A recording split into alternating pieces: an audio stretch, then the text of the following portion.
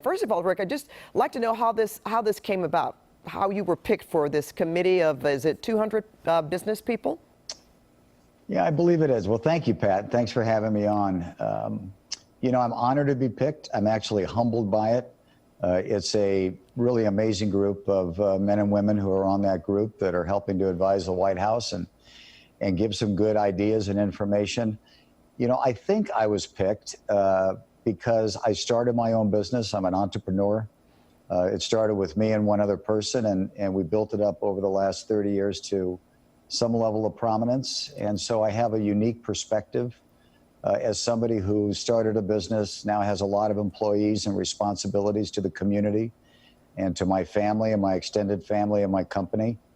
And talking about how we restart the economy, frankly, with the small businesses, which is really critically important to me. And I think it's very important to the nation and certainly Los Angeles, is to let the small entrepreneurs at the right time, with the right safety measures in a very methodical way, starting to reopen and really lead the opening of this economy in a way that will really support them. Your primary focus of your business has been retail development. So how do you see recovery after this is over? Well, there will be a recovery, and we're going to get through this, and we're seeing a light at the end of the tunnel, and I think we need to be, you know, sort of optimistic about seeing that light. I think retail is going to come back. I'm not worried about brick and mortar retail. I don't think that people have gotten used to just staying home and ordering online. You know, clearly more people have gotten used to it. But it's going to be a slow recovery, in my opinion. And there's going to be winners and there's going to be some losers. I think the winners are going to be those businesses, those retailers and restaurateurs that realize all of us have changed. Consumer habits have benefit, the way we do our business and the way we live our lives is going to change, and how we meet that customer, make them feel safe, make them feel like they're in an area where they can enjoy being with other people. Some of the retailers that went into this crisis wounded, I think are going to have a tough time getting through it. I'm going to bring up the big box retailers like your Macy's, your J.C. Penney. What do you think about them?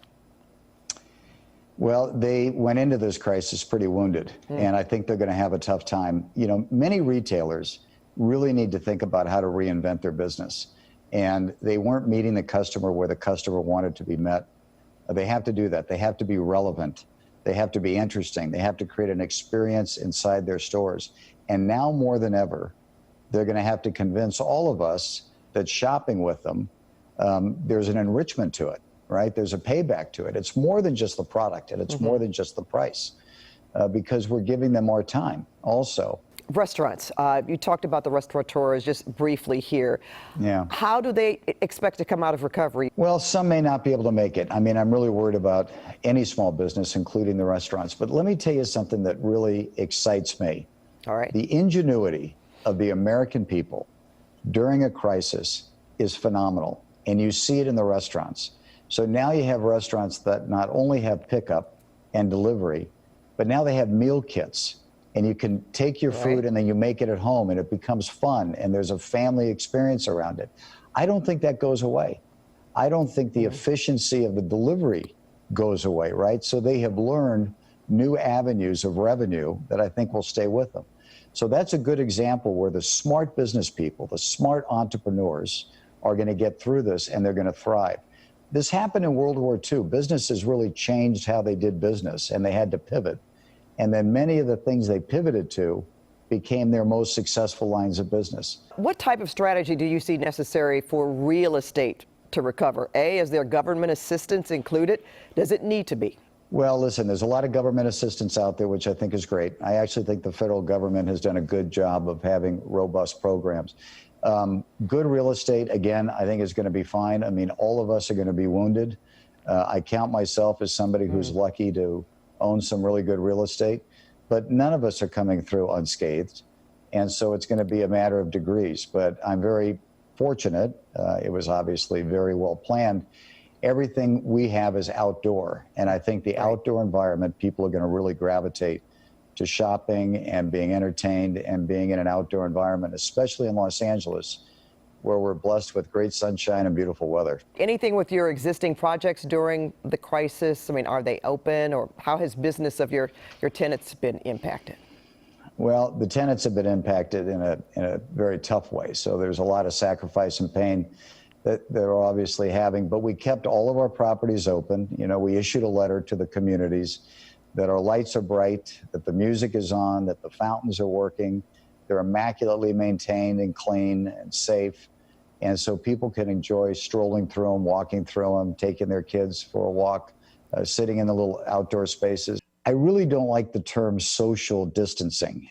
We really should be having a physical distance with each other, but we are social animals. And so being outdoors and at least waving to people at a distance, I think is a healthy thing. And I think it stimulates positive thinking. Even though I would say market conditions are weakening, because of time already committed, developers may continue with projects. Well, we have a bunch of projects that we are working on, that we have been working on, and we're going to continue to work on. I mean, I have a great faith in the American economy, and I certainly have great faith in Los Angeles. So we are planning on coming through this, and we are still working on our projects. All of our people are working every day. Everybody at Caruso is fully employed. They're all working from home, but they have full salaries and benefits, and we are working really hard. So I'm very excited, actually, about moving our projects forward, and we're going to do that. I think other developers will too. You know, capital is going to be a little bit more constrained, and so we might have to pick and choose the timing of when we start certain projects. I think every developer is going to do that because we want to be wise how we're using our capital right now, especially those of us who are continuing to keep our employees on payroll.